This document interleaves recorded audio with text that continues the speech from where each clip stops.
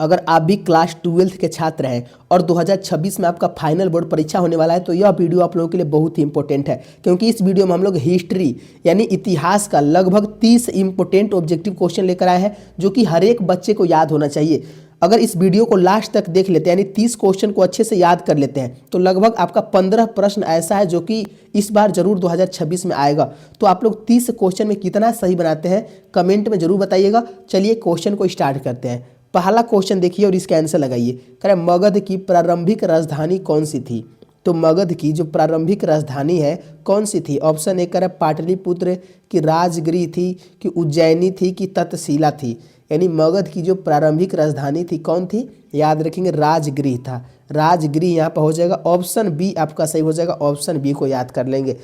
चलिए अगले क्वेश्चन की ओर चलते हैं। दूसरा प्रश्न, क्वेश्चन नंबर 2 कह रहा है कि मगध की राजधानी किस शासक के समय पाटलिपुत्र लाई गई थी? तो मगध की राजधानी किस शासक के समय में पाटलिपुत्र लाई गई थी? कह रहा है बिंबिसार के समय, अजात शत्रु के समय में कि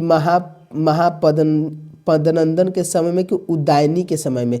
उदयनी हो जाएगा। ऑप्शन डी आपका सही हो जाएगा। ऑप्शन डी को याद कर लेंगे। ये सब इंपॉर्टेंट क्वेश्चन है जो कि एग्जाम में जरूर आएगा, तो इसलिए बाबू इसको याद कर लीजिएगा। क्वेश्चन नंबर तीसरा देखिए कि चाणक्य की प्रसिद्ध पुस्तक का नाम क्या है? चाणक्य की जो प्रसिद्ध पुस्तक है उसका क्या नाम है? तीसरा का आंसर लगाइए। तो अर्थशास्त्र नाम है। ऑप्शन ए आपका सही हो जाएगा। ऑप्शन ए को याद कर लेंगे। और अभी भी अगर आप लोग वीडियो को लाइक नहीं किए तो कम से कम बाबू वीडियो को तो लाइक कर लेंगे। बहुत सारे बच्चे क्लास करते हैं लेकिन लाइक नहीं करते हैं, ऐसा मत करिएगा बाबू। और देखिए चैनल को सब्सक्राइब कर लेंगे, अगर नेक्स्ट क्लास भी आपको मिल जाएगा। और एक एक सब्जेक्टिव क्वेश्चन और एक एक ऑब्जेक्टिव क्वेश्चन आपको बता देंगे, लेकिन चैनल को जरूर सब्सक्राइब कर लेंगे। चलिए चौथा कैंसर लगाइए कि इंडिका पुस्तक किसने लिखी थी? इंडिका पुस्तक जो है किसने लिखी थी? चाणक्य ने, मेघास्थनीज ने, अशोक ने कि कालिदास ने? याद रखेंगे यह भी इंपॉर्टेंट क्वेश्चन है। मेघास्थनीज ने लिखा था। किसने लिखा था? मेघास्थनीज ने। ऑप्शन बी आपको याद कर लेना है। चलिए पांचवा क्वेश्चन देखिए कि मौर्य समाज के प्रांतों में कौन सा स्थान राजधानी थी? तो मौर्य समय में कौन सा राजधानी थी? पाटलिपुत्र राजधानी थी।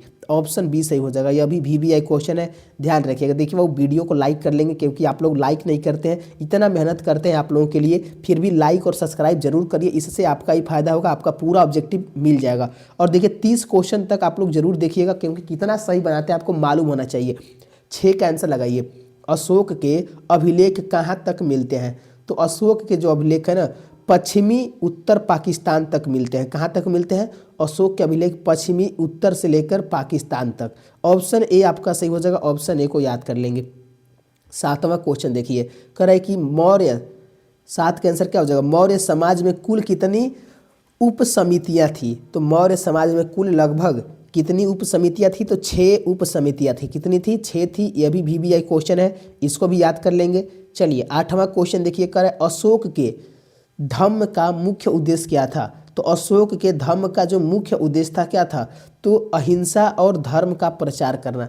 अशोक के धर्म का जो मुख्य उद्देश्य था अहिंसा और धर्म का प्रचार करना। ऑप्शन बी आपको याद कर लेना है। ऑप्शन बी को ध्यान रखेंगे। चलिए अगला क्वेश्चन देखते हैं। 9 क्वेश्चन, दक्षिण भारत में किस वंश के राजा थे?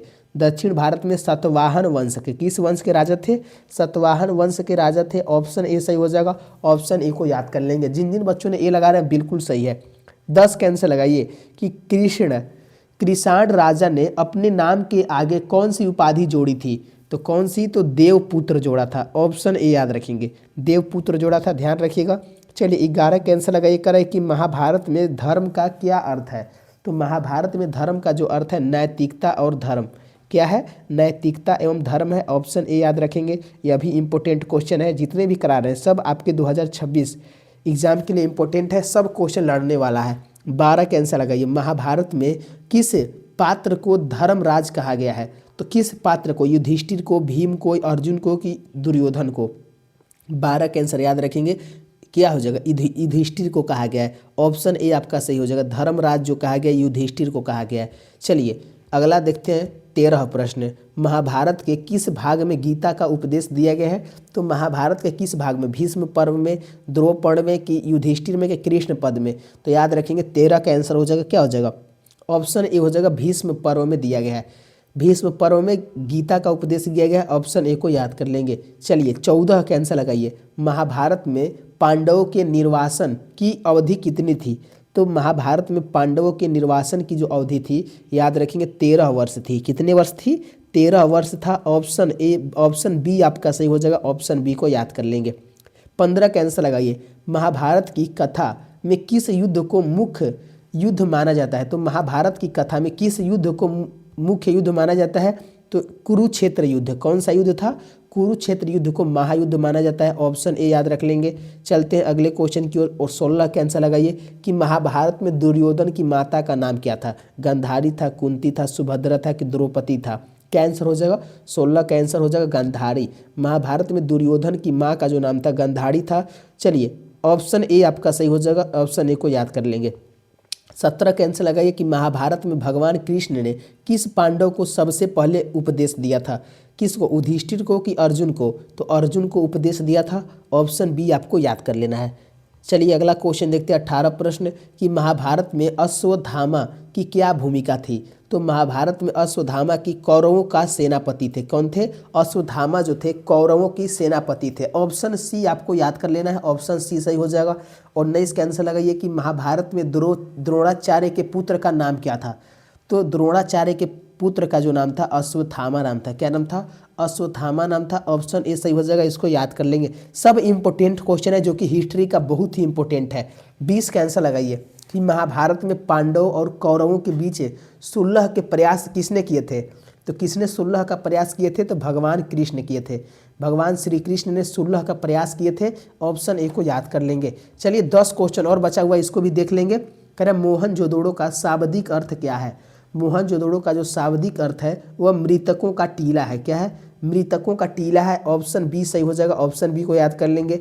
अगला क्वेश्चन देखते हैं 22 क्वेश्चन कि हड़प्पा सभ्यता के लोग किसकी पूजा करते थे? याद रखेंगे हड़प्पा सभ्यता के लोग धरती की देवी की, किसकी पूजा करते थे? धरती की देवी की पूजा करते थे, ऑप्शन सी सही हो जाएगा। 23 का आंसर लगाइए। किस स्थल से जुड़े हुए खेत का प्रमाण मिला है? किस स्थल से जुड़े हुए खेत का प्रमाण मिला है? तो कालिंगबाग से। किससे? कालिंगबंगा से, ऑप्शन बी आपका सही हो जाएगा, कालीबंगा। अगला क्वेश्चन 24 का आंसर है कि हड़प्पा सभ्यता का पतन किस कारण से हुआ है? तो किस कारण से हड़प्पा सभ्यता का पतन हुआ? बाढ़ से, भूकंप से कि जलवायु परिवर्तन से कि उपयुक्त सभी हो जाएगा? उपयुक्त सभी हो जाएगा, ऑप्शन डी सही हो जाएगा। अगले क्वेश्चन की ओर चलते हैं। नेक्स्ट क्वेश्चन 25 का आंसर लगाइए कि हड़प्पा सभ्यता का सबसे पश्चिमी स्थल कौन सा था? तो हड़प्पा सभ्यता का जो सबसे पश्चिमी स्थल था सुत का गैंडोर था। क्या था? सुत का गैंडोर था, ऑप्शन बी सही हो जाएगा। चलिए देखिए 5 क्वेश्चन और बचा गया है, इसको भी लास्ट तक देख लीजिएगा। कह रहा है कि सिंधु सभ्यता के लोग किसके प्रति अपरिचित थे? अपरिचित किसके प्रति थे? तो सिंधु सभ्यता के लोग जो थे ना वो अपरिचित, तलवार और युद्ध से अपरिचित थे, ऑप्शन ए सही हो जाएगा, ऑप्शन ए को याद कर लेंगे। 27 क्वेश्चन कह रहा है सिंधु सभ्यता में लोग किस धातु का प्रयोग नहीं करते हैं? तो सिंधु सभ्यता में किस धातु का प्रयोग नहीं करते हैं? लोहा का, ऑप्शन डी सही हो जाएगा, ऑप्शन डी को याद कर लेंगे। 28 क्वेश्चन देखिए किस स्थल से मोहनजोदड़ो की खुदाई की गई थी? तो किस स्थल से मोहनजोदड़ो की खुदाई की गई थी? 80 का आंसर क्या हो जाएगा? तो राखल दास बनर्जी से, ऑप्शन ए सही हो जाएगा, ऑप्शन ए को याद रखेंगे। चलिए अब देखते हैं अगला क्वेश्चन 29 का आंसर लगाइए कि हड़प्पा सभ्यता के लोग मुख्यतः किस प्रकार का भोजन करते थे? तो वो शाकाहारी नहीं, मांसाहारी भोजन करते थे। कैसा करते थे? मांसाहारी भोजन, ऑप्शन बी याद रखेंगे। चलिए लास्ट क्वेश्चन है 30 का आंसर दीजिए कि किस स्थल से चूड़ी का साक्ष्य मिला है? तो कालिंगबंगा से। कहाँ से मिला है चूड़ी का साक्ष्य? कालीबंगा से मिला है, ऑप्शन सी सही हो जाएगा। और एक बात ध्यान रखें बाबू, अगर अभी भी अगर आप लोग वीडियो को लाइक नहीं किए तो लाइक कर लेंगे, चैनल को सब्सक्राइब कर लेंगे ताकि नेक्स्ट वीडियो भी आपको मिल पाए।